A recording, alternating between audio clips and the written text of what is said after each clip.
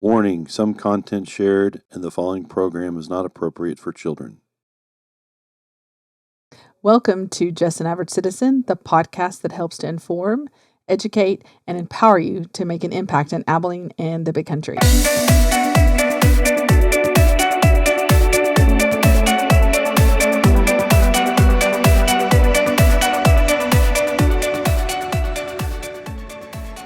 Thank you so much for sticking this out with me. I'm really excited for this episode because I know that there's going to be some great things that we talk about, and we have not required ourselves to learn the ins and outs of this. And so if it is challenging your brain and your patience, thank you for trying to stick it out, because I do know that there'll be great reward that comes from it, and you'll be able to be successful in making a greater impact in the places God has placed you.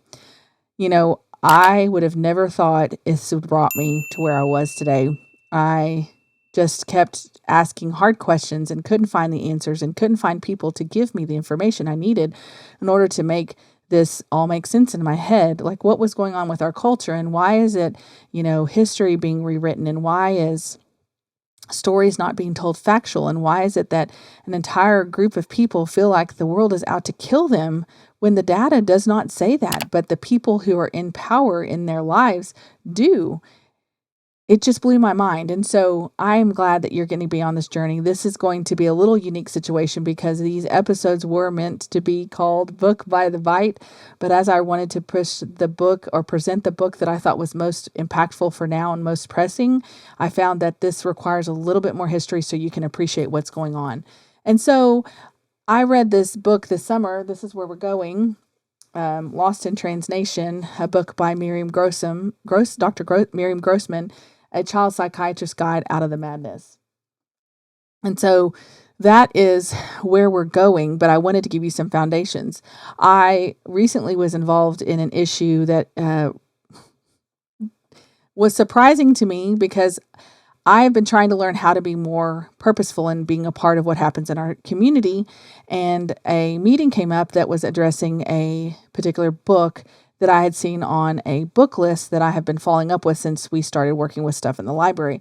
And I saw this book put out in June, and it was just about gender dysphoria, and the book wasn't grounded in truth. It was just about imagination, and every imagination is good, but it's got to have parameters with it. And so I stuck the book aside because I really didn't feel like it was worth going into my porn bag, because it wasn't an awful book, but because I've learned about queer theory, because I know about postmodernism, because I know about secular humanism, because I know about all these things, I know that books are the way you get into people. It's access, it's education to people. And so you think it's an innocent book, but it's actually pushing a message. And what has been more than I could think, I was just honestly showing up because I knew the book wasn't a good book for us to present at our CAF in the summer.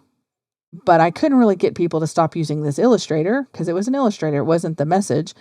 But then when they decided to use a statue from this illustrator, from this particular book, it was like, oh, please don't make me do this. I don't want to have this conversation, because I knew that many people would think I was crazy. Many people would think that I was just up to no good, worried about a unicorn. Well, here's why I'm mentioning this now, and here's why I'm worried about a unicorn. I have read so many books on this topic. I have learned so much about it and how we are duped so easily, especially if you're a Christian, because you have a natural propensity to believe in the good in people. But the problem is man is not good apart from God. And they prey upon that, and they take advantage of it by saying, you need to have compassion, and you're hurting my feelings by not using my pronouns. All these things they say, it's a prey upon people who have a good-natured desire to care about people. But it's rooted in this queer theory and postmodernism and gender ideology and all that stuff, and we'll get to it. So I was thankful. I was looking over, just trying to prepare for this, and I found Mama Bear Apologetics. They are great authors. They have several different books out, and I really appreciate what they have to say. I don't agree with everything their approach, but I think I've read levels in certain areas that maybe they haven't been exposed to, and so that's where some of my brain goes. And I wish I had not seen as much as I've seen, but now I get to show it to you. So this is a great book called The Guide to Sexuality. There's a couple quotes I want to show in here to you. Mama bears, if our kids think their identity is based on how they identify in the moment, then there is no security in Christ. If they don't feel saved, then they aren't. If they don't feel like God is close to them at the moment, then he's not. If they feel ugly, then they are. Don't try to talk them out of it. The gingerbread person taught them all about how to determine their identity. So let me just point to you a little bit more. When it comes to identity, the gingerbread person also relies on completely regressive gender stereotyping. The curriculum states gender identity can be thought of as the aspects of manness and womanness you either do or don't align with. Hard stop right there. Who defines this manness and womanness? And if there are a bunch of different definitions, how could a child possibly know which they align with? Don't worry, the gingerbread curriculum will define it for you. Okay, so in this case, we're talking about norms. Roles placed upon men and women. A few types of norms are willed, logical, athletic. For women, it's sensitive and caring, supporter. Now, here's the part that I want you to see. So forget the muffin man. Do you know the gingerbread person? The gingerbread person is a commonly used tool for teaching kids about sexual orientation and identity. The gender unicorn is a similar curriculum. They're basically the same concepts. It teaches you identity. It tells you who your brain is. It tells you how you feel in your heart, how you think you are, how you feel in your heart, your physical body, and then, of course, your gender, sexual gender or whatever. And so as soon as I saw this book and logged it in my brain, and then I saw the unicorn, I know what they're going to do. Now, if I'm reading this as Tammy, who loves the world and just thinks the best thing, I'm going to think, oh, it's a cute little cat and a unicorn, and they're just friends. But because I've been exposed to queer theory, because I've been exposed to postmodernism, because I know about John Money, who we'll talk about here soon, I know it's not just about friendship. The cat wants to become a unicorn. The unicorn wants to become a cat. So they'll just be cat unicorns together.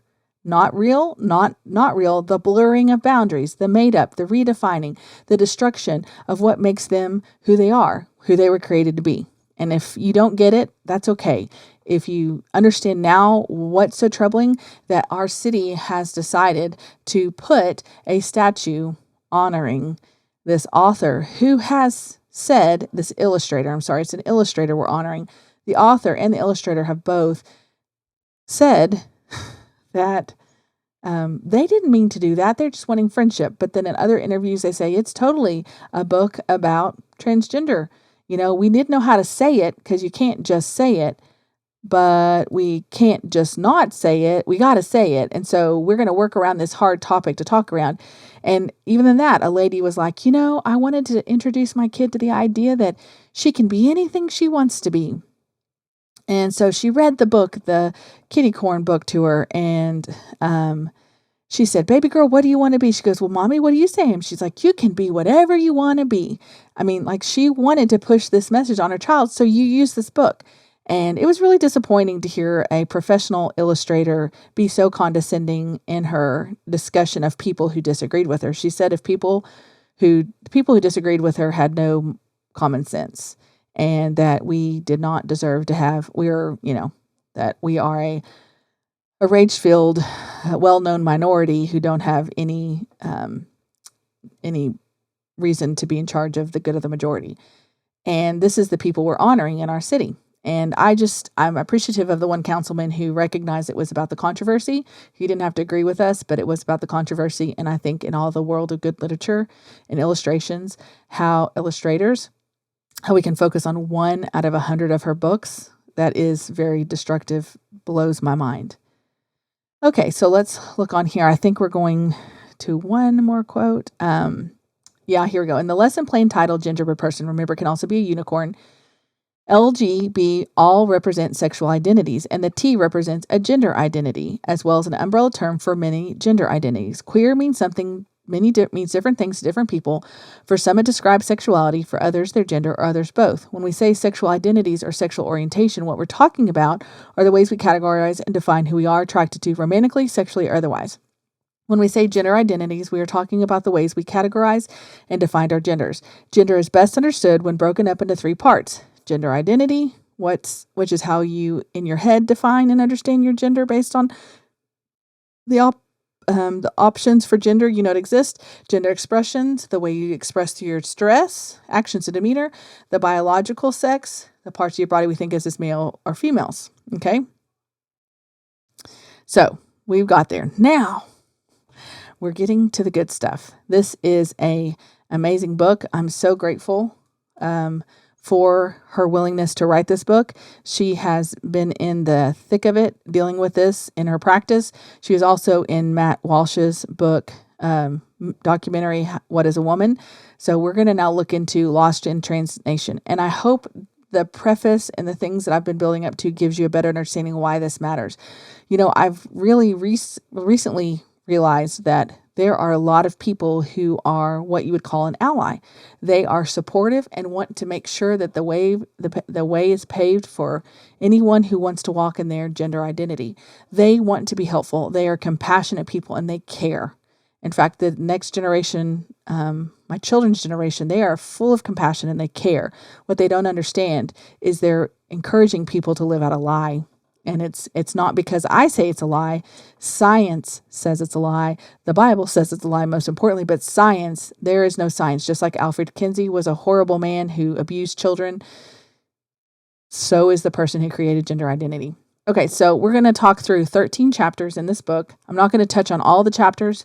I'm going to try and get through most of the quotes quickly, because I think they're key and they're takeaways I want you to hear, at least for the first time, so that you can continue to hear and understand what you need to filter through when you read and experience our culture these days. So John Money is a chapter, psychiatry.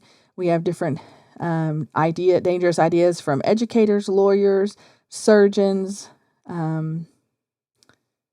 There's the dangerous Dutch idea. And then what I love about this book is that she has 7 appendices at the back. They're for parents, they're for teachers, they're for dealing with all different aspects of how to protect your child.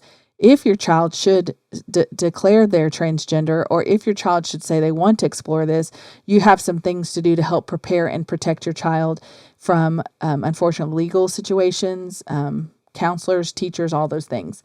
And the hardest thing is, I would love if I could show you all the names that she puts in the book who helped her write this book, people who've experienced it, people who are families of members who've experienced it. And it's just, I was going to count it for you, and I was going to be a nerd and say, look, there was this many names, but I stopped at over 100 because it was in the D's. I just started the D's. I was like, there's too many names here. So we're going to talk about some key points. I do think in the foreword, Jordan Peterson writes the foreword, and he says here that the Nazis relied on public trust and perceived expertise of nurses, doctors, and other medical professionals to justify and implement its policies of public and racial hygiene and then genocide. Physicians, in particular, were instrumental in the selection of individuals for euthanasia and genocide and developed the methods and techniques used to kill them. This typically involved identifying disabled or chronically ill individuals deemed unworthy of life. Often, justification for such identification was couched in the language of compassion. Do not let your compassion be played against you to support a lie. Humans require meaning and connection to thrive. But trans belief system leads to disconnection, words stripped of substance, minds disassociated from bodies, youth estranged from their names, families, histories, and futures. Do you hear the blurring of boundaries? Do you hear the redefinition of what has come out of, this is, a great example of queer theory, disconnection, criticizing, destroying, but having nothing to build it up. Okay, so in the introduction, she says, when I graduated from medical school, I took an oath. I stood up, raised my right hand, and vowed to prevent disease whenever I could. At the time, I expected to go to war against cancer and schizophrenia, but after 40 years, I've realized my most challenging fight is not against dangerous diseases, but dangerous ideas. So when your 4th grader brings home a diagram of the gendered red person, you'll say with confidence, this is interesting. Let's look and see if it's true. When she claims intersex is as common as red hair, you'll gently correct her. Ditto when she argues that half of transgender youth have tried to commit suicide. I'm teaching you to recognize the falsehoods your kids are absorbing, discuss them calmly, and rectify with confidence, okay? The core belief is that biology can and should be denied. It's a repudiation of reality. If you know the lies and you hear them, you can correct them. And that's what's so interesting about this, is it's really easy to see it for what it is. Once you know it, you can't unsee it. Once you see a unicorn being used by the LGBTQ pride group of our city as a way they wear it on their clothes, they wear it. I mean, the librarian of the year, she had it on her shirt because that is part of their world. It is part of their world, the mythical community that is removed from reality. Trust your gut. Experts with lots of diplomas instruct you to begin using your child's new name and pronouns at once. Your gut screams no, but maybe you doubt yourself. I'm saying in this instance, and I'm an expert with lots of diplomas on my wall, believe your gut. Trust your parental instincts. The entire world is telling you to put your gender-questioning child in the driver's seat, but you will learn they are wrong. Okay? I love this part. Schools are being sued for active deception of parents and facilitation of a student's double life. Daniela at school, Daniel at home. And there is a form letter that you can send at the end of the book. You can send it to your schools to tell them, do not do this with my child. We are not okay with this, like to get really healthy boundaries. The schools are being sued. In fact, the American Pediatrics Association, I think, is also being sued currently right now because of how they have lied and destroyed so many lives with their ideology and their political agendas. Okay, so now we're going to look at her. This is what she created, an article of faith for those in the transgender movement, the gender identity movement. I would say gender identity is big, overarching, where transgender is part of it. Behold, gender identity. This is what they hold to. It has liberated you from oppression, from the harsh constraints of biology. Gender identity is sacred. Thou shalt not question it. Thou shalt not turn away from it to hard science, for gender identity is jealous and cannot tolerate the scientific method. Remember, gender identity, to keep it holy, behold, it is both fixed and fluid, healthy and needing drugs and surgeries. Do not admit the contradictions. Thou shalt consider male and female arbitrary assignments. Thou shalt deny their establishment at conception.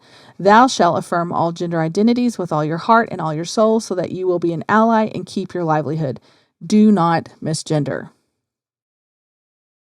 Do not, sorry, I heard a noise behind me. Do not dead name. Thou shalt not explore anxiety, ADHD, trauma, or autism. Thou shalt always invoke the minority stress model. Thou shalt honor the self-diagnosis and judgment of minors and young adults. Thou shalt not recognize their emotional and cognitive immaturity. Gatekeeping is an abomination. Thou shalt therefore scorn psychotherapy and place your trust in breast binding, penis and testicle tucking, pills, patches, syringes, scalpels, implants, and prosthetics. I'm going to try to avoid the words as I can, but there are some adult language in here because it's just really hard to talk about this topic without having these words in there. So now we are to John Money. This is a chapter 1 on John Money. And 10 years ago, Falling Cultural Trends declared that once was an extraordinarily rare psychiatric disorder was a normal variant of child development. And guess what? Since then, the numbers have skyrocketed. It all rests on one man's theory about what makes us male and female. The entire edifice was built upon his idea. It's the foundation of today's madness. And the foundation, as you will learn, is rotten. It's a rotten foundation. Money established the country's first clinic for treatment of hermaphrodites, including their surgeries at Johns Hopkins University. His clinic later became first in the United States to provide sex change surgery for adults. Money had a theory. Not only hermaphrodites, how many were there after all, but about humanity. He believes chromosomes and anatomy were irrelevant to the development of masculine and feminine identities, behaviors, and interests. Instead, he suggested children develop male or female qualities in the first year of life based on how they are treated and on the expectations of others. The year was 1957. To describe identity imposed from without or socially constructed, he coined the term gender identity in 1957. Okay, so let me read this bottom part. John Money changed all of that. He proposed the existence of psychological sex, separate and more consequential than the development of gender ideology. In its absence, today's transgender epidemic wouldn't exist. To further understand Money, it is important to know he was a member of a group of sex researchers and academics, several of whom were disciples of guess who? Alfred Kinsey. Kinsey, one of history's most deviant and public personalities, campaigned against traditional sexual morality. The consortium that included Money argued that all forms of consensual sexuality are good or at least neutral. Problems arise not from sex, but from guilt, fear, and repression. The 1940s, which you know about this now, Kinsey suggested sexually explicit material maybe not this part, pornography be used for educational purposes. He, in fact, turned the attic of his home at university into a studio where he filmed his colleagues and their wives and children. He devised, in the 1970s, John Money devised lectures for medical students, including the slides of unusual sexual behaviors. The word, again, unusual. I won't read what unusual is because it's disgusting. He was a depraved human being and advertised it to the world. Now we understand it as a campaign against the perversions category in the psychiatry's Bible, the DSM. In fact, the term was dropped in the DSM-3 as paraphilias was adopted. His Money's or morality extended to children. He claimed that from an early age, children must be exposed to explicit images in order to understand the difference between male and female sex organs. He publicly endorsed pedophilia and incest, calling the former a love affair between an age-discrepant couple. And incest, he wrote, childhood sexual experience such as being a partner of the relative need not necessarily affect the child adversely. You get the picture. Like Kinsey, Money was a degenerate, disturbed man. Like Kinsey, he crusaded to rid society of repressive Judeo-Christian taboos, stir up controversy, break down restrictions and taboos, create a new world where anything goes, and be in the limelight, confident and self-satisfied during the process. I mean, it's breaking down the norms. Now, I don't know if John Money knew about queer theory, or I don't know if Albert Kinsey, even a forerunner to it, breaking down norms, destroying what society values as good and right. He was a depraved man. He was a depraved man. I'm going to try not to get into it before I point it out. So Diamond is a professor who stood up. He challenged it. And he insisted that Money's conclusion was premature because the twins he only evaluated until 6. Diamond remained one of the few longtime vocal critics of Money, but Money fought hard against opponents and intimidated editors from giving a voice to Diamond. There's evidence Money was a tyrant at Hopkins, too. Even when an alternative, less invasive treatment was developed for infant boys and underdeveloped genitals, Money refused to present it to parents as a possibility. In his opinion, sex reassignment surgery was the sole option. All right, so there was a boy who had a problem, and Money said, put a dress on it, let's go, call it a girl. Dress it, change the name, come back, and we'll tell those endocrinology doctors they don't know what they're talking about. So the baby gets examined a few weeks later and sees that his body parts are growing in normal. If the mom had heeded Dr. Money's words, the boy would have received terrible hormone injections and just consequences from that. So it's crazy what bad advice, medical advice, Dr. Money gave. All right, so we're going to hear more about David, but his experience with Dr. Money was all a hoax, as it says down here. The experiment had been a complete failure. Far from accepting his gender reassignment, David had fought against it tooth and nail from the beginning. He refused to play with dolls, ripped his dresses off, and preferred wrestling to cooking. He even urinated standing up when possible. Brenda had been teased relentlessly for the boyish way she moved, spoke, and gestured. Kids called her Cave Woman. In 2nd grade, she wanted to be a garbage man, and in 8th grade, a car mechanic. As puberty started, Money began pressuring Brenda, who was already on estrogen, to grow breasts, to have surgery, to construct private parts. Brenda was fiercely resistant to her. That was a nightmare. After years of this ordeal, not only for Brenda, for the whole family, Brenda's psychiatrist urged her parents to reveal the truth. Despite Money's warning never to do so, they gave in. In 1980, the twins were 14 when Brenda was told she'd been born a boy. Speaking about the moment years later, David said, I was relieved. Suddenly it all made sense why I felt the way I did. I wasn't some sort of weirdo. I wasn't crazy. Brenda returned living as a boy at once. He chose the name David because he felt like that his whole life he had been courageously fighting Goliath. His mother reported the development to Money, but Money always insisted, at least publicly, that the case was lost to follow-up and continued to advocate for sex reassignment surgery for infant boys. The case was a hoax. The mom told him so, and he kept promoting it anyway. The case failed. His one example, the one example we look to for transgender success, the one example we look to for gender identity success is a hoax. It's a hoax. All right, so in 1997, Diamond and Sigmundson published a bombshell paper. In the landmark case of the boy who became a normal, happy girl was bogus. Okay? So controversial were the findings, it took the authors 2 years to find a journal willing to publish them. How did Money respond? He didn't. He just stopped talking about it. And it was revealed that Money had been abusing the boys until they refused to return to Baltimore. The damage this family has been, Brian, the brother, overdosed at age 36, and David committed suicide when he's 38, and the parents blame John Money for the loss of their sons. One might think when this disaster came to light, I'm still reading from this, the academics would re-examine, if not completely reject, gender theory. After all, Bruce, a.k.a.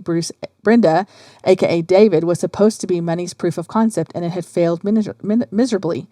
Instead, it's been David's story that has been rejected. Instead of acknowledging the critical role of biology, students at all educational levels are taught they can dismiss it, and authorities remain loyal to Money's biophobic theory, identity trumps nature. Christopher Rufio has been great in the education world with critical race theory, but also just in so many areas he's been great about exposing it. He says radical gender theorists argue that white European men invented the gender binary or division between woman and man, and in order to oppress racial and sexual minorities. They believe the system of heteronormativity must be exposed, critiqued, and destructed in order to usher in a world beyond the norms of heterosexual middle-class society. The goal is to replace normal notions of biological sex and male-female binary in the nuclear family with queer alternatives and world beyond binaries. Oh, I don't know. Are you done with this yet? This is pretty overwhelming. Today's version of Money's gender identity, limitless options, fluid throughout life, a normal variant oppressed by society, was hatched decades ago in the mind of activists. They opposed structure, order, and morality of traditional society. Their strategy was and is to attack and destroy without proving a constructive, truth-based alternative. If you can't make sense of all this, I can't either. That itself is the goal. Confusion and chaos.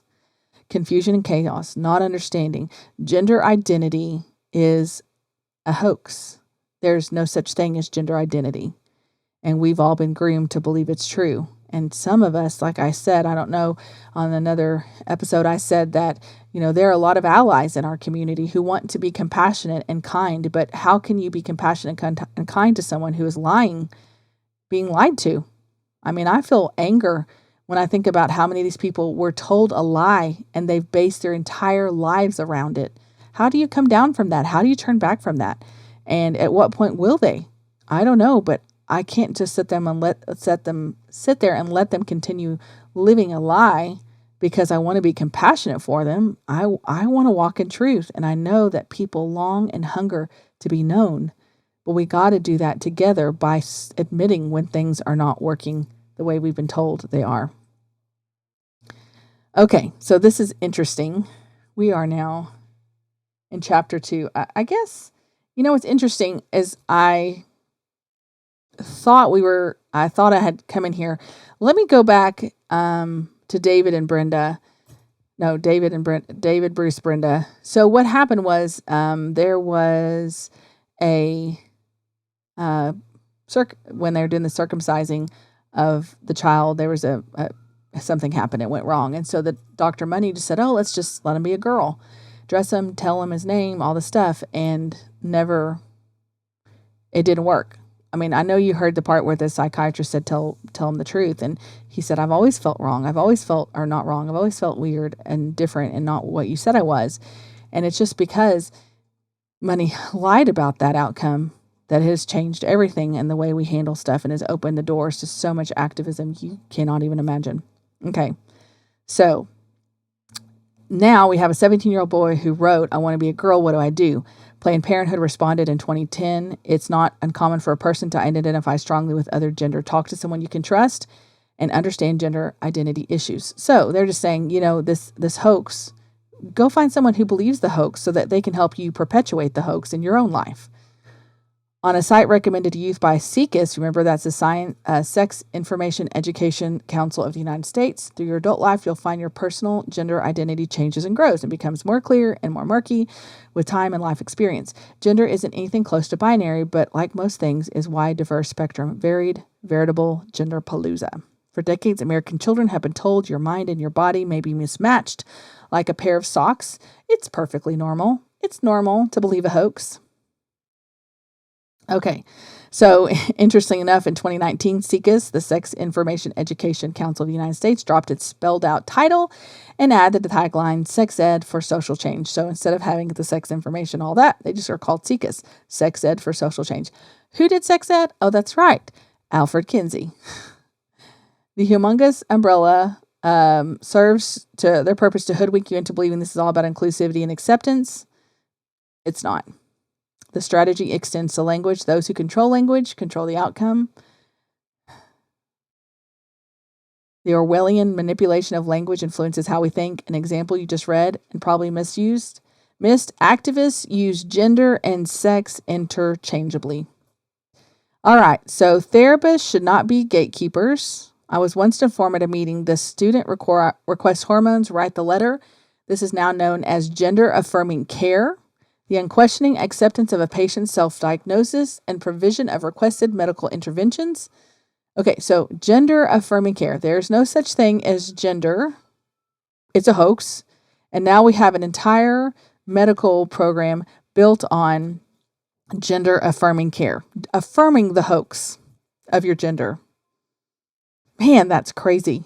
That's crazy that we do that.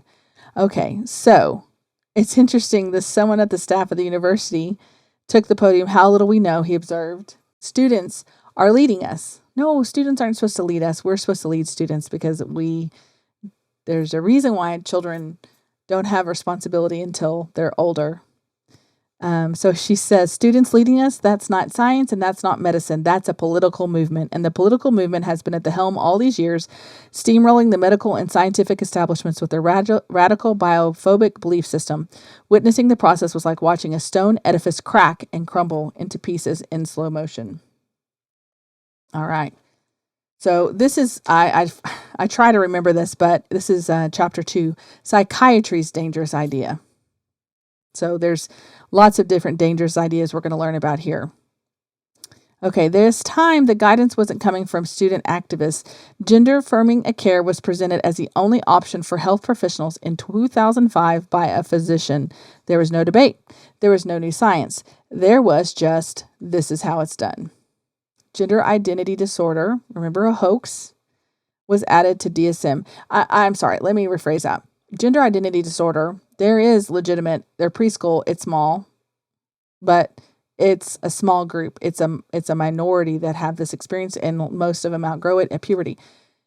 Now we're moving into things that have nothing to do with this actual issue. It's just something that has been created by activists. All right, so let's look here. There were calls to remove gender identity disorder from DSM since the 90s, and they wanted it removed for healthcare system reasons. So listen here. They changed it, but there was no new science or studies. So they took it off the DSM-3. The debate was driven by politics.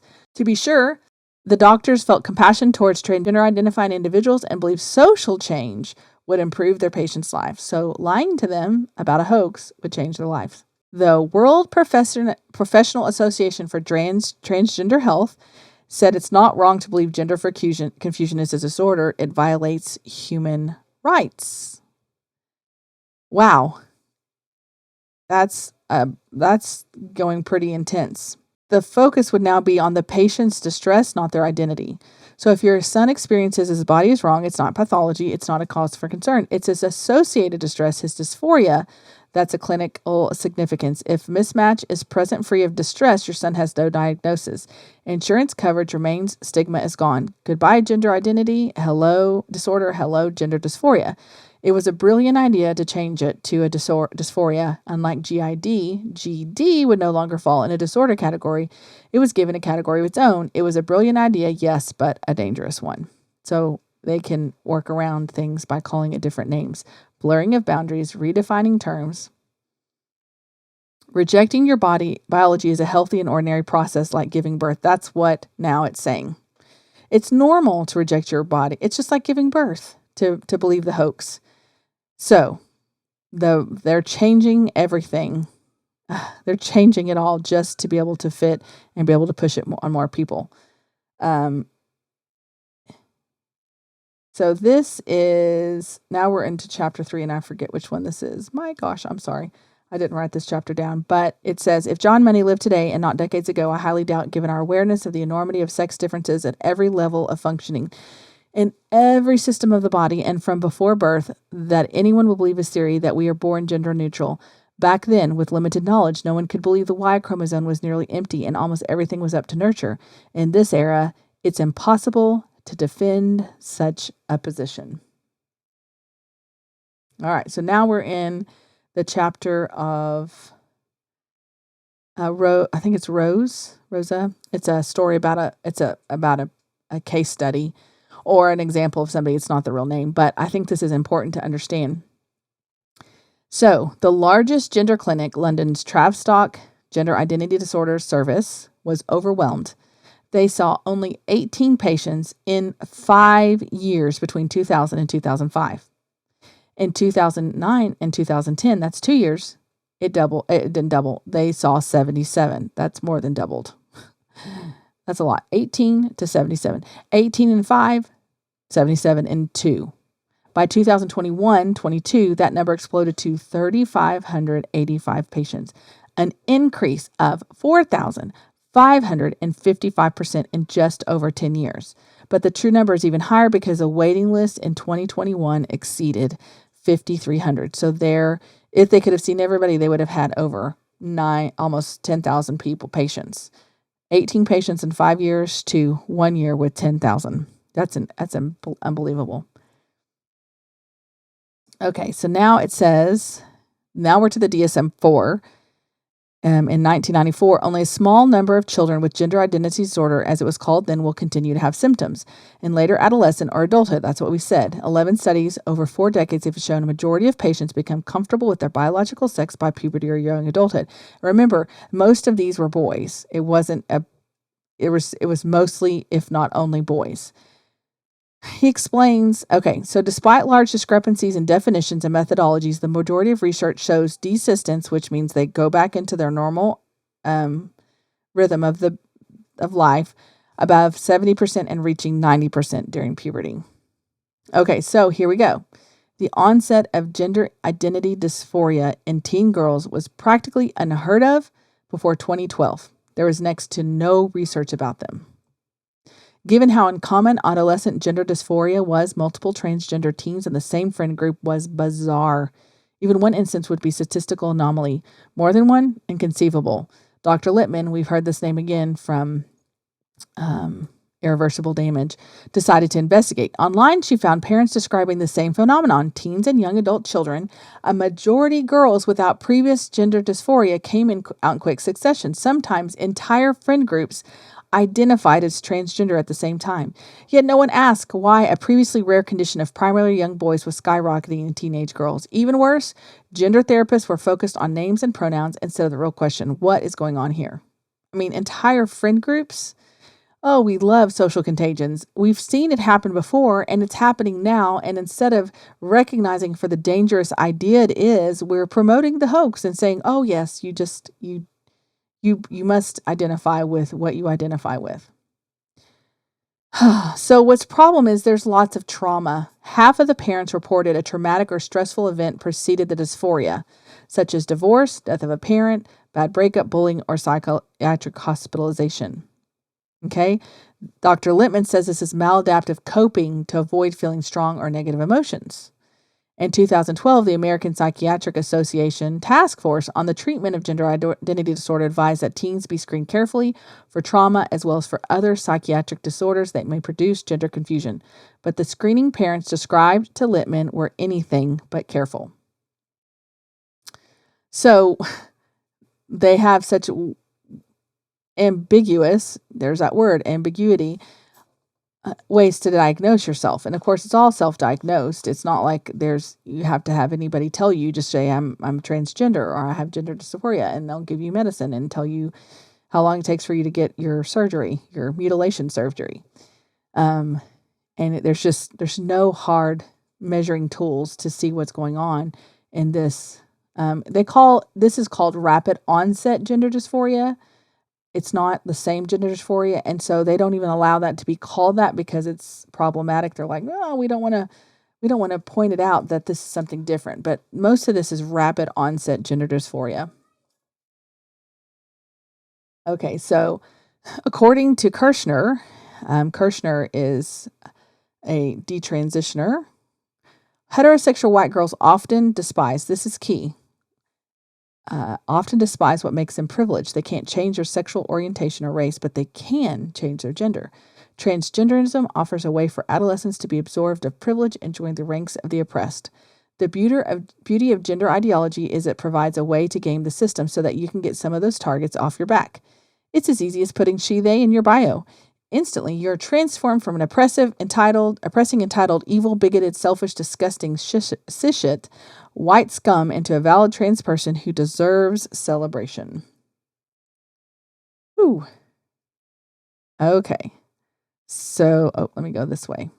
So, Littman's research blew a hole in their creed. Rapid onset gender dysphoria sees gender dysphoria as a symptom, a coping mechanism with various paths to and away from it. It's not always innate and unchangeable. That's why we don't want kids taking hormones. That's why we don't want them mutilating their bodies. The self-diagnosis of minors are not always accurate.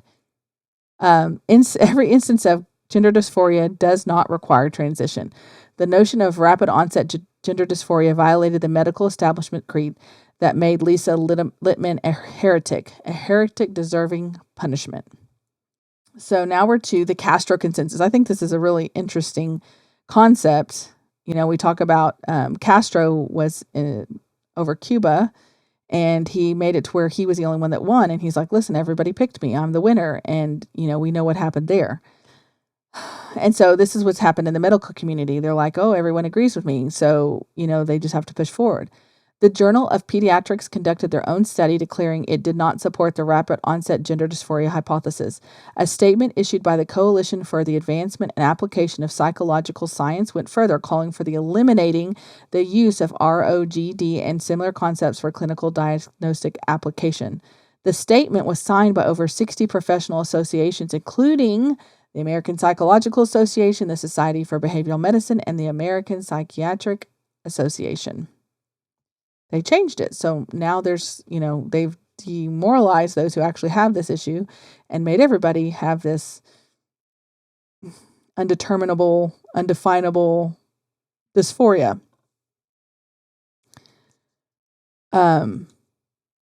So this is an endocrinologist. He said they rolled out a set of guidelines for gender dysphoric adolescents and children that had no evidence base. And essentially said, it's okay. Your job as an endocrinologist now is to medically affirm children, medically lie to them. Well, adolescents with puberty blockers and cross-sex hormones. There was no discussion at all. It was difficult even to submit questions after they presented the guidelines. It was done in the atmosphere of this is how it's going to be. And if you ask questions, you're a bigot. Okay. Other doctors couldn't learn about the other countries' systematic reviews and their conclusions that the risk of hormones outweigh the benefits. Perhaps the media would have reported on the controversy. Maybe it would have been no need for this book. The AAA, the American Academy of Pediatrics, is considered the gold standard for child treatment. If your child has gender distress, your pediatrician will most likely follow the playbook by the AAP. So this policy was created by a child psychiatrist who affirmed and transitioned children for years. It was then edited, improved, and released by other longtime LGBTQ activists, pediatricians, including at least one gender-affirming colleague, and the board of directors. The remaining 66,000 members, those who spend long days taking care of children, had no voice in the matter. In fact, most read the policy on the Affirm Care at the same time when it was released to you. So the problem is that this statement, which was written by expert pediatricians, it contradicts the very statement it says, because it was not all expert pediatricians. Okay. So, let's go here. Dr. Mason's resolution. So Dr. Mason, he is another person who stood up against it and said that he wanted his review, he wanted to have this exposed, that it wasn't always voted by everybody, but because they didn't want this being pushed within the medical community. It was basically silenced and never got to see the light of day. Okay, so the AAP takes time in its leadership form to address racism in medicine, medical education, cultural headwear discrimination among children, and promoting recycling. While these issues may warrant attention, so does the permanent disfigurement and sterilization of kids without strong evidence of lasting belief. Dr. Mason summed up the medical establishment's endemic problem. When we hear that 22 professional organizations support affirmation, this is not the voice of the average pediatrician. It's the position of a few activists that have captured key committees at medical societies and are using the bureaucracy to ensure the voice of regular pediatricians isn't heard. Oh, wrong way. Okay, so the medical community has adopted Fidel's methods. Policymaking is dictated by a small number of ideological bullies who silence dissenting voices like those of Doctors Malone, Van Meter, Cantor, Zenga, Mason, Anderson, Levine, and others, or Levine. Only one approach is permitted, gender-affirming care. The establishment institutions proclaim that science is settled. Everyone agrees. Science is settled. Everyone agrees. No, they don't agree. Although sexual orientation is different from gender identity, the same term has been applied to any therapy that is not 100% affirming of a patient's standard gender identity based on the article of faith that gender identity is inborn and unchangeable. I know it's unchangeable, but also fluid. If you still expect consistent and sensible thinking on this topic, you're going to continue to be disappointed. In 2019, world-renowned this is interesting, psychiatrist Christopher Gilbert changed the unproven treatment of gender-distressed children as charged that it is possibly one of the greatest scandals in medical history, because it's a hoax. Professor Gilberg's neuropsychiatry group at Sweden's Gothenburg University called for an immediate moratorium on puberty blockers because of their unknown long-term effects. Okay, so now we're to chapter 5. There's just so much misinformation and how we handle this with these doctors. I just get a little overwhelmed thinking about it. Dr. Metzger justified sterilizing minors when he said they had no idea what they're forfeiting, because kids don't know what they're giving. He doesn't know. They don't understand sterilizing themselves for the rest of life. They don't understand that you'll never have a true sex life ever again, because nothing is the same. Everything has changed. Everything changes when you mess with the body. He said we want to make kids happier in the moment, right? It's astonishing. We want kids to be happier in the moment. Ecstasy makes people happier in the moment. So does unprotected sex and driving 100 miles per hour. Honestly, Dr. Metzger, do you have children? Do you allow them to make decisions with lifelong consequences because it makes them happier in the moment? So this is not practicing medicine. Okay. Let me go to So now we're going to the dangerous Dutch idea. And I think this was so shocking to me because, you would think there would be all this research, all this expertise, that they would never ruin a child's life because of so little information. But as we've seen with Dr. Money, nope, they're just pushing they're activists pushing a political agenda. The Dutch researchers had an idea. Identify kids whose gender dysphoria will probably persist to adulthood, prevent their masculization from puberty, then use estrogen and surgery to achieve a feminine appearance. The doctors were well-intentioned. Perhaps puberty suppression of these extremely rare individuals would produce an improved quality of life. Their guidelines became known as the Dutch Protocol. The one study is the basis for all gender-affirming care, including, of course, the care in which this is a whistleblower chapter, or chapter 5 was about whistleblowers. So, one study, we have mutilated how many children, sterilized how many children, ruined how many children's lives, how many families' lives because of a hoax, and one study. One would think the recommendation of a non-FDA approved medication acting on the brains of children with no medical illness would have been founded not on gold but platinum quality evidence. Listen to this. This makes me so angry. But I learned from Dr. Biggs that this is not the case. The only published evidence in 2001 for the benefits of puberty suppression was a case study of one patient. So, As early as 2009, doctors, clinics, hospitals, and drug companies could point to the prestigious organization like WPATH, ES, and Boston Children's and say puberty suppression is internationally accepted treatment for children. And do you know what? They stopped using this protocol years ago, but guess what? The U.S. still uses the Dutch protocol. The assumption was based on the Dutch study was seriously flawed. It can't be reproduced. It has never been reproduced, never replicated. All right. So, scrutinizing it. So, I think this is really interesting. Aside from the failure to replicate results mentioned above, they point to poor research design, bias, confounding variables, and a lack of control group. All right. So they had 111 subjects. It was whittled down to 70, then 55. Then they excluded patients who stopped the treatment or refused to follow up, developed serious medical problems or had complications. So at the end, they only had 32 patients. And that is not problematic. I mean, we know it's not problematic because we saw similar things with remdesivir and other drugs that have just come on the market that had terrible effects. And yet, how many people have been mutilated because of this study with 32 patients? I just even engaged recently with somebody about suicide rates. Suicide rates are not what they say they are.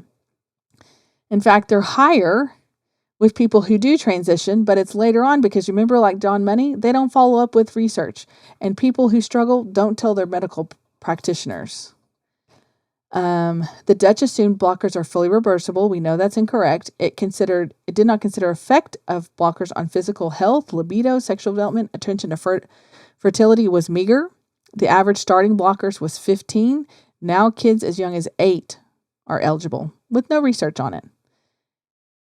Then we have the follow-up was premature and medical complications and regret can take years.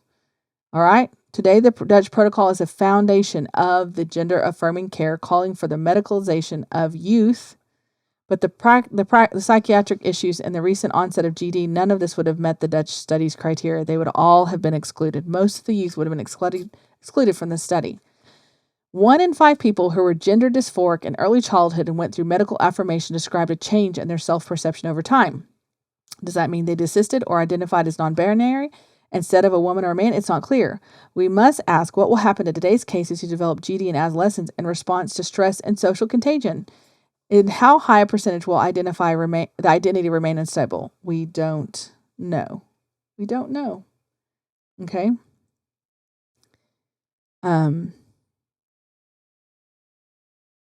They want you to believe this issue has been thoroughly studied, examined, and there's consensus, one voice in unison.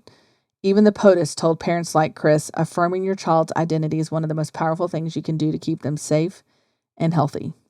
But he's not talking about their God-given identity at all. So this is a chapter about some children who have been forever changed because of the treatment they've been given. And it's heartbreaking. They're real stories. Okay. All right, so I'm sure some of you have heard of I Am Jazz. Jazz's mother, he did TLC reality series, is in a horrible, I don't think he's in a very good state anymore, but this is really important to understand. His mother describes an instance when a very young child, when Jazz said, "Mom, what am I?" Her son asked, "Am I a girl or a boy?" She answered, "Well, what do you feel like?" So here Dr. Grossman says, I want to acknowledge the very challenging position of all parents with a child with severe gender dysphoria. But in this case, the mom's response was incorrect. The proper answer would have been, you are a boy who feels like a girl right now. Your feelings can change, but your sex cannot. More and more parents find themselves emotionally manipulated by experts with transition or death narrative. They will led to believe only by denying their parental instincts will their child survive. Of course, any risk of suicide demands attention and assessment. However, there is no evidence that affirm or suicide mantra is true. While it's accurate, the suicidality of the gender-distressed adolescents and young adults is higher than in general population. It is similar to those with other medical health conditions. Here's the most important nugget. There were 2 suicides in this study, but those people were not even getting treatment. They were on the waiting list. Okay, so let's see here. I think this is so scary to me. So California has a lot of really strict laws on this. If so, and so um, if you see diversity, don't just assume it means only race. It could be ethnicity and sex, but to transgender identifying individuals as well. Therefore, if you don't accept your child's opposite sex identity, you're no better than a racist. Your home is unsafe and your child might be better off with a different family. How would you like that? Just because you won't affirm the hoax, the lie that your child's been told, you might lose your child if we don't start speaking up. Okay? The bombardment of falsehoods without opportunity to question is called indoctrination. Lies are not presented as theory, but as unquestionable truths. Unquestionable truths.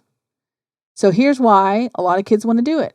Social transition is the public adoption of a new gender identity, including some of all the following: a new name, pronouns, altering one's presence, such as clothing, hairstyle, makeup, use opposite sex facilities like bathroom and locker rooms. It may include chest binding or genital tucking. Social transition is also called social affirmation or Orwellian term if there ever was, because what it affirms is your child's rejection of their body, their material reality. With social affirmation, you and other adults endorse the child's belief he is in or she is in the wrong body, but there's no such thing. Affirming a falsehood is not a loving gesture, especially what leads to harm, but what it does give them is a whole heck of a lot of attention.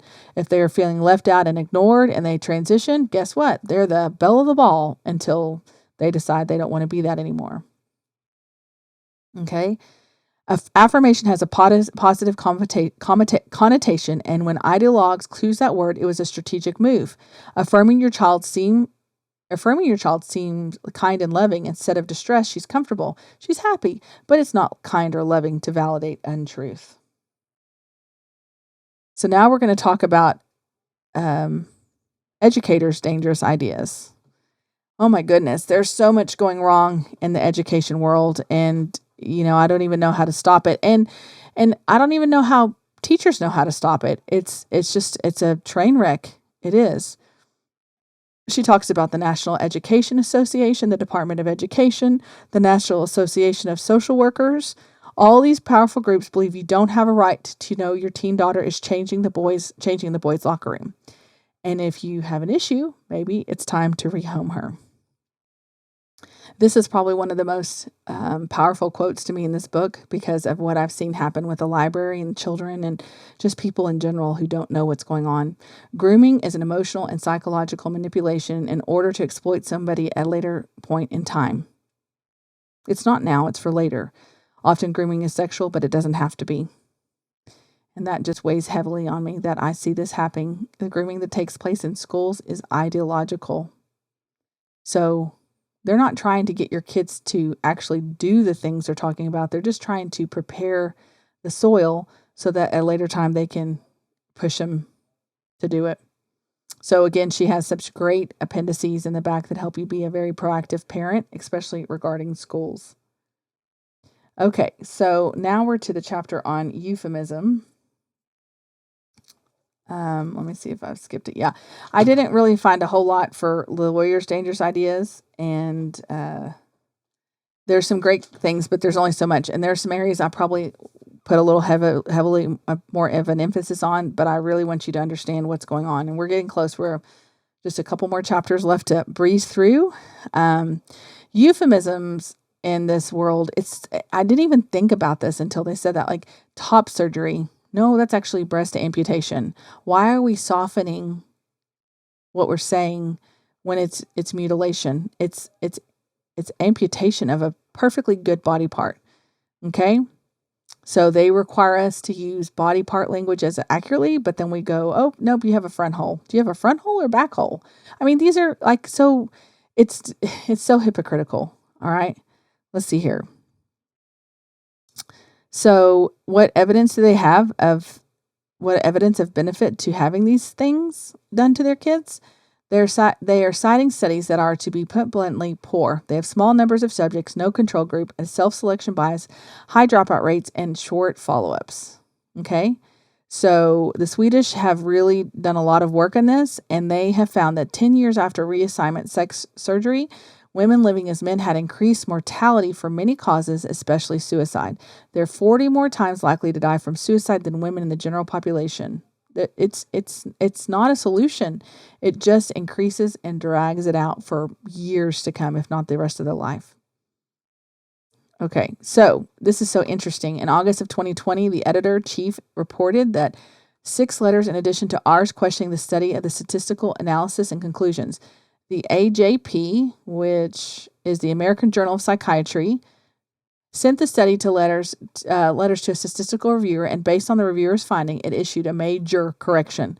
There was no advantage to surgery for gender dysphoria regarding appointments for mood and anxiety, prescription for antidepressants and anxiolytics, and hospitalizations following a suicide attempts.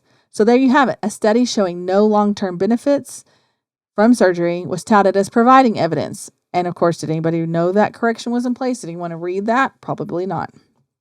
So this is another John Money scenario: family faulty research, unsubstantiated conclusions, aggressive publicity, wide acceptance, and gender affirmation lobby declares that science is settled. It's the same old story. How many heard the truth about David Reamer in 1999? How many heard in 2020, almost a year after the publication, that the surgery helps mental health? Conclusion had been corrected, retracted. The answer is very few. And by that time, the unsubstantiated conclusions are baked in the system and into the minds and the hearts of unsuspecting doctors, educators, politicians, parents, and nearly everyone. Now we're to Chapter 12, The Surgeon's Dangerous Ideas. Now, I'm not going to go through this one as much as I initially planned on because it's really disturbing and I just don't like talking about it. But let me just say this. Surgery requires attention for the rest of your life. When men become women, their bodies do not just go, okay, there's a woman part there now. No, it sees it as an open wound, and it is necessary to maintain that from healing for the rest of your life. Not to mention urinary issues, infections, the pharmaceutical needs that you have the rest of your life. One person talks about, that they probably spend $1 million in care after having surgery, and then the surgery and everything like that. We're not talking cheap. And then the problem is, and this is, once they want to go back, there's no one to help them. But places like California right now require insurance companies to pay for it as if it's a necessity, but it's not. It's just crazy. So, I just think it's really hard. It's really hard when kids are not really told that, listen, you cannot have the opposite body parts. The worst is they try to remove all the hair from the body part, the skin that they use for another body part. But what happens when it grows back or you miss it? There's no way to really take care of that because it's an internal part of your body now. There's so much wrong. I can't imagine, but you can see there's lots of great quote. I think this is, and I think, I don't think that anyone is caring for WPATH is an activist group. It's, this part is so troubling. Let's see if this is in the right chapter. Yeah. Okay. So WPATH's standard of care, which is what the SOC is, counseling was recommended, but according to the standard of care 8, counseling should never be mandated. So you don't have to mandate someone to have care counseling before they have these life-altering surgeries. And another feature of this latest version is the removal of age restrictions. Indeed, WPATH SOC 8 is the embodiment of the Articles of Faith.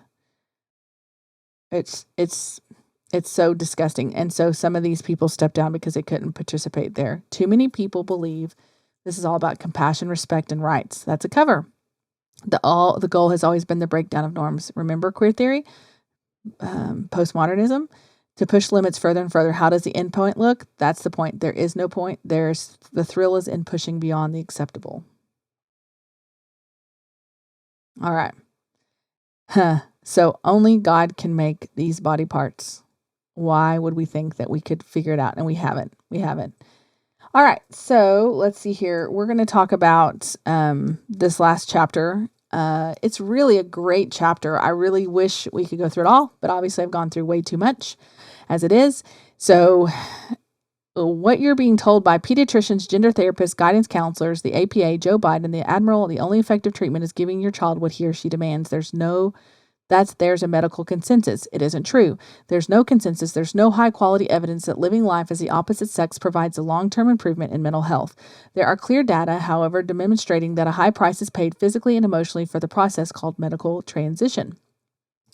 And so this chapter is so good. It goes through a conversation with your child that you could have with your child. I think that it really matters because you want to respond appropriately and you need to know how to have that steadiness that your child really needs. And so there's some really great back and forth, but I'm just going to highlight a couple things from the dialogue. It's from the in-between dialogue part. It says, here's a chance to model for your child that people can disagree, even about big things, and still have a loving connection. Show her you're able to handle differing opinions and you're never going to say forget it. Even if there's conflict, you won't abandon her. Try to notice moments of frustration or giving up. Of course, this is hard to do when you're having your own internal reactions. Your child's frustration or anger with you is due to her own anxiety that she wishes to avoid at all costs. Trust me, even though she appears 100% certain, she has doubts. When you express your doubts, they are difficult for her to hear. She wants to be certain. Your doubts threaten her certainty. By hanging in there with her when she's frustrated or perhaps angry, you demonstrate your love, period. You love her, period. You tolerate her struggles and you won't walk away. Adolescence, and this is a good one. It just talks about even letting them change their clothing. It's a slippery slope. It's not requiring them. It can still become a major point of contention, I guess, is what I'm trying to say. So, your job is to help your child learn to cope with negative emotions like distress, shame, and uncertainty. You're by her side right now, not eliminating the difficulty, but helping her through it. In the process, she will gain the confidence to tolerate future hardships. So, I can't believe it. I did it. I got to the end. So I looked up this word. And, Hebrew is a language because it's contextual. Like what letters go, what sounds go with these letters, it contains the whole word, and you learn it by context. So to have this word out in the open, I can't really make the context of it, but it is a word from the Talmud, and she mentions truth and that it's secure and fixed. Falsehoods totter and eventually collapse. Falsehoods are easily found. Truth requires research. It's so much easier to repeat a lie than tell the truth. And remember, she closes with this, her most difficult fight has not been against dangerous diseases, but dangerous ideas. She's laid out the history of the dangerous ideas upon which gender ideologies, articles of faith are based. John Money's idea, deny biology. Psychiatry's idea, normalize a disorder. The Dutch's idea, block puberty. Educator's idea, we know better than you. Lawyer's idea, your home isn't safe. Surgeon's idea, you name it, we will do it. And that concludes the study of this book. It's been a lot, and I apologize and don't apologize for the length of this. I've broken it up on purpose, knowing that you can only take so much, but it's a hard and complicated conversations, and we have some things to face as a community. What are we okay with? And when I was at the Visual Arts Jury Board and I saw people, well-intentional people, I think for the most part, they really wanted to do the right thing. I struggle with them saying they want to affirm giving people a place for being to be included and to tolerate different lifestyles, but that's not the truth. They're not inclusive because they reject my position. They reject people like me who say that this is a dangerous idea. It's a hoax. And it's troubling that we have so many people who don't understand that it's not real. It's not real. And until we can start to educate people and empower them, they can never make an impact to make our community what it's created to be. And I appreciate you taking time. I hope that you will stay tuned to what's next because there's more where this came from. And I'm excited to be able to engage in a way that I don't think our city has ever really engaged in the past. And this is looking forward to new and exciting times as we become ready to be informed, educated, and make an impact in Abilene and the big country. You have a great time. Until the next episode,